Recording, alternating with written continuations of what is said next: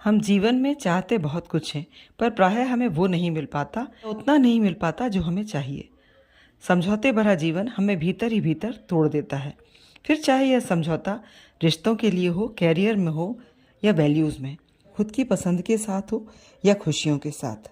समझौता भले ही आसान नहीं होता, पर यह जीवन की सच्चाई को स्वीकारना सिखाता है। तो जब जीवन के छोटे बड़े समझौते से हम बिखरने लग जाएं, तो समझौतों को एक नए पर्सपेक्टिव के साथ देखें, ताकि समझौते हमारे जीवन को कठिन ना बनाएं। अभी कुछ ही दिनों पहले एक विशेष प्रोग्राम में एक बच्ची की बातें शायद आपने देखी और सुनी होंगी, जिसने अपनी मनचाही जॉब अपनी बीमार माँ की सेवा करने के लिए छोड़ दिया और इस समझौते को यह मानकर स्वीकार कर लिया कि जॉब के लिए उसे बहुत से अवसर मिल जाएंगे, पर शायद बीमार माँ की सेवा करने का मौका उसे आगे नहीं मिल पाएगा।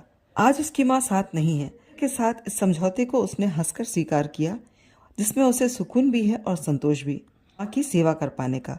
तो कभी मुंह समस्या समझौता नहीं, हमारा उसे देखने का दृष्टिकोण तय करता है। यदि आप उत्साहपूर्वक कहीं जाने की योजना बना रहे हैं और अचानक कोई ऐसी दुर्घटना हो जाती है कि आपको अपनी योजना बीच में ही स्थगित करना पड़े और घर वालों के साथ या रिश्तेदारों के साथ रुककर उनकी केयर करनी पड़े, तब झुंझलाने की बजाय यह सोचें कि यह समझौता भले ही आपको अपने मनोरंजन से दूर कर देगा, पर आपके रिश्तों को भावनात्मक रूप से और भी मजबूत कर देगा। Embracing imperfection.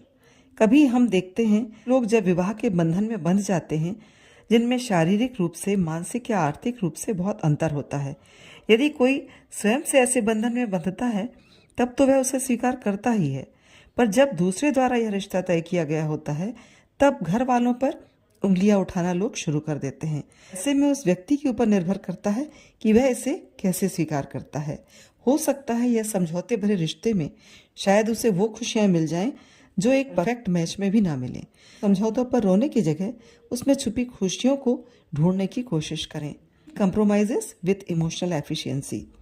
कभी कभी कुछ समझौते हालात की वजह से लिए जाते हैं, जैसे आपके माता पिता आपके लिए वो नहीं कर पाए जो आप चाहते थे, या अज्ञानतावश आपके लिए गलत कैरियर या गलत रिश्तों को स्वीकारना पड़ा, की वजह से आपको अपनी मनचाही जगह छोड़नी पड़ी हो। आप इसे स्वीकार तो कर लेते हैं, पर जीवन भर उन्हें माफ नहीं कर पाते। समझौतों के कारण भले ही आपने बहुत कुछ खोया है, आपने इसकी कीमत चुका दी है।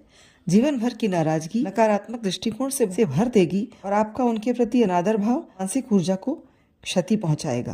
कंप्रोमाइजेस विथ वैल्यूज।